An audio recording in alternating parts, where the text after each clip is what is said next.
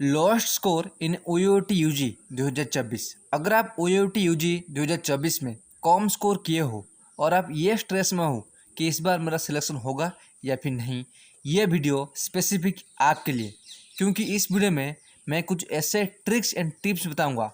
अगर आप में से कोई भी फॉलो करेगा, इस बार लोएस्ट स्कोर पर भी OUT UG में सिलेक्शन पा सकते हो। अगर आप OUT UG 2024 को लेकर 1% सीरियस हो और आप चाहते हो एट एनी कंडीशन मुझे इस बार एक सीट कंफर्म करना है वेटनरी, एग्रीकल्चर, फॉरेस्ट्री, फिशरी में, इस वीडियो को ध्यान से एंड तक ही देखना, क्योंकि आप सभी को पता होगा half knowledge is more dangerous.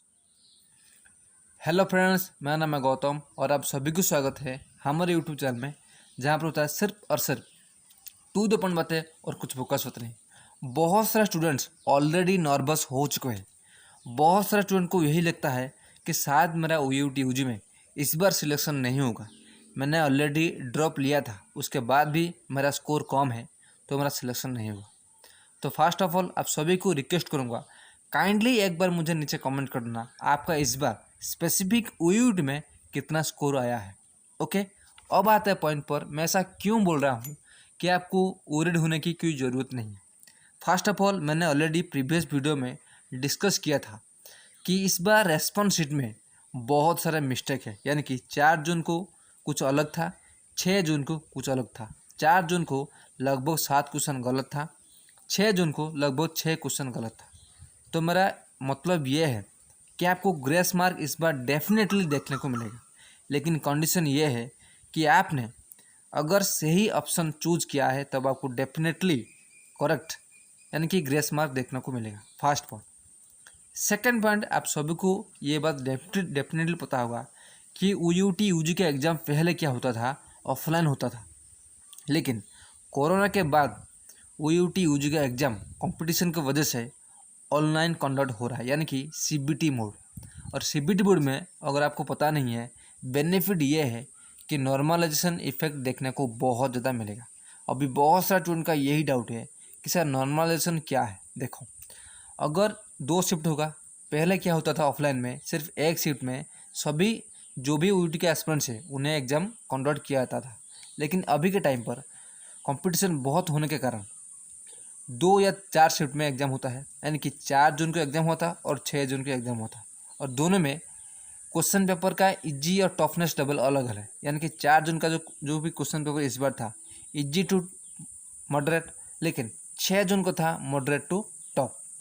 इसलिए नॉर्मलाइजेशन का इफेक्ट जो भी पेपर इजी था उसमें कम, लेकिन जो भी पेपर हार्ड था यानी कि टफ था उसमें नॉर्मलाइजेशन इफेक्ट बहुत देखने को मिलेगा, यानी कि उसमें ग्रेस मार्क आपको ज़्यादा देखने को मिलेगा। ये रहा main point. First of all आपको रेस्पॉन्स शीट में ग्रेस मार्क देखने को मिलेगा। फर्स्ट पॉइंट, अगर आपका स्कोर अभी 100 है तब आपको रेस्पॉन्स शीट के बाद 107 to 110 मार्क देखने को मिलेगा, लेकिन उसके बाद नॉर्मलाइजेशन होगा। नॉर्मलाइजेशन में किसी को कुछ भी पता नहीं, 10 मार्क, 15 मार्क, 20 मार्क, 30 मार्क में इंक्रीमेंट देखने को मिलेगा, लेकिन डिक्रीमेंट नहीं होगा। जो होगा कांस्टेंट रहेगा, नहीं तो इंक्रीमेंट होगा। ओके, और हाँ, मैं फिर से बता रहा हूँ, अगर आपको रेस्पॉन्स शीट के बारे में या फिर आपका खुद के स्कोर के बारे में कुछ डाउट है कि सर हमारा इस बार सिलेक्शन होगा या फिर नहीं, या फिर मैंने ये गलती किया था, कैसे मैं सिलेक्शन पाऊँ, तब आप ये जो नंबर है 9337850394, इस नंबर पे सिर्फ 20 रुपीज़ पेमेंट करके आपका पर्सनल डाउट्स क्लियर कर सकते हो। फिर से बता रहा हूँ, 9337850394। अगर कुछ पर्सनल डाउट्स है मुझे कॉल करके डाउट क्लियर कर सकते हो। ओके, फोर्थ पॉइंट आता है, आप सभी को पता होगा कि OUT UG का जो भी सिलेक्शन होता है, काउंसलिंग प्रोसेस, वो 3 राउंड होता है। First round, second round, third round, उसके बाद भी एक है स्पॉट एडमिशन। बहुत सारा स्टूडेंट को यही लगता है कि सर हमारा OUT में इस बार तो मान लो 110 आया है, ये प्योरली जनरल में बोल रहा हूँ, नो ग्रेड का, no SC ST, pure general.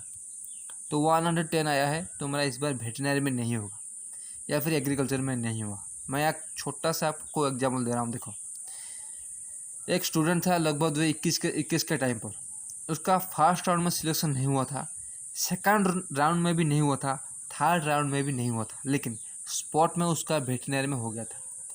उसी तरह एग्रीकल्चर में प्रीवियसली 2023 का बात आपको बता रहा हूँ।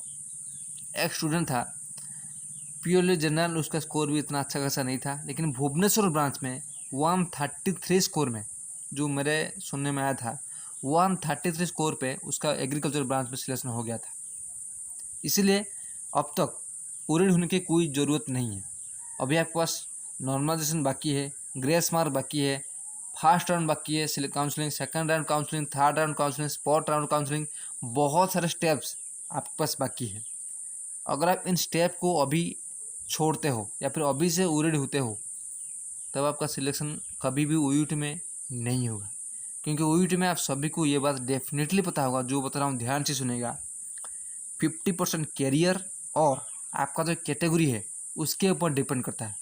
अगर आपका कैरियर स्कोर बहुत अच्छा है और कैटेगरी बहुत ही अच्छा है, तब आप OUT में 100 बिलो 100 पर भी सिलेक्शन पा सकते हो। लेकिन अगर आपका कैरियर स्कोर बहुत कम है, कैटेगरी प्योरली जनरल है, तब आप 200 में से 190 रख कर भी आपका सिलेक्शन नहीं होगा। इसलिए अभी आपको वरीड होने की कोई ज़रूरत नहीं है। अगर आप ये सोचते हो कि मेरा सिलेक्शन होगा या फिर नहीं, अभी आप वेट करो कि जो रेस्पॉन्सिबिलिटी है, ऑलरेडी आपने ऑब्जर्वेशन किया है बहुत सारे स्टूडेंट, उसका ग्रेस मार्क कितना आपको देखने को मिलेगा। सेकंड पॉइंट है नॉर्मलाइजेशन, वो इफेक्ट पड़ेगा। लास्ट होगा काउंसलिंग, वो भी बहुत ज़्यादा इफेक्ट फर्स्ट सेकंड थर्ड और स्पॉट राउंड में इफेक्ट देखने को पड़ेगा। अगर आप इस टाइम पर बहुत वरीड हो गए तो अब आप वाइजली डिसीजन नहीं ले सकते। और हाँ, लास्ट में जो भी इस नंबर पे कॉल करेगा, मैं ये नहीं बोल रहा हूँ कि आप मुझे पेमेंट करके कॉल करिए, आपको कंपलसरी है, लेकिन अगर आप सीरियस हो, कोई ट्रिक जानना चाहते हो, इस नंबर पे मुझे कॉल करके जान सकते हो। क्योंकि एक ही ट्रिक है, वो मैं बताऊंगा। अगर आपका स्कोर इतना ज़्यादा बुरा नहीं है या फिर इतना ज़्यादा अच्छा नहीं है और आप ये सोचते हो मेरा सिलेक्शन होगा या फिर नहीं, डाउट में हो, तो मुझे कॉल करके वो ट्रिक ले सकते हो। कॉल करके मुझे बस इतना ही बोलना है कि सर वो ट्रिक क्या है। ओके, तो वो ट्रिक को फॉलो करना है।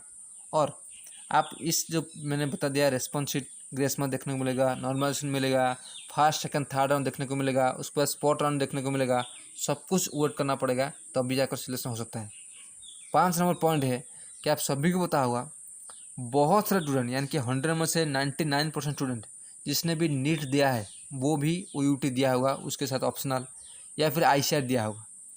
तो जिसने भी नीट में बहुत अच्छा स्कोर किया है, मैक्सिमम चांसेस रहता है, 100% नहीं बोलूँगा, लेकिन मैक्सिमम चांस रहता है कि वो OUT में भी बहुत अच्छा खासा स्कोर करे। स्पेसिफिकली OUT स्कोर मैं नहीं बोल रहा हूँ 10th 12th और कैटेगरी में। लेकिन अगर किसका नीट हो गया है और नीट उसका फर्स्ट प्रायोरिटी है, वो क्यों ही लगा, OUT में सिलेक्शन क्यों लगा? तो मेरा कहने का यही मतलब है, लास्ट मोमेंट तक, स्पॉट तक आपको वेट करना पड़ेगा। यानी कि बहुत सारे स्टूडेंट वो ऑलरेडी छोड़ देंगे, इसलिए वैकेंट सीट बच जाएगा। इसलिए अभी आपको वरीड होने की ज़रूरत नहीं है। अगर आप सिलेक्शन लेना चाहते हो, आप पेशेंस रखो, तो अभी आप सिलेक्शन पा सकते हो, नहीं तो आपका कभी भी OUT में सिलेक्शन नहीं होगा। ओके, अगर कुछ भी डाउट हो, इस नंबर पे मुझे कॉल कर सकते हो। आज की इतना ही, मिलते हैं नेक्स्ट वीडियो में, तब तक खुश रहिए, कीप स्माइलिंग।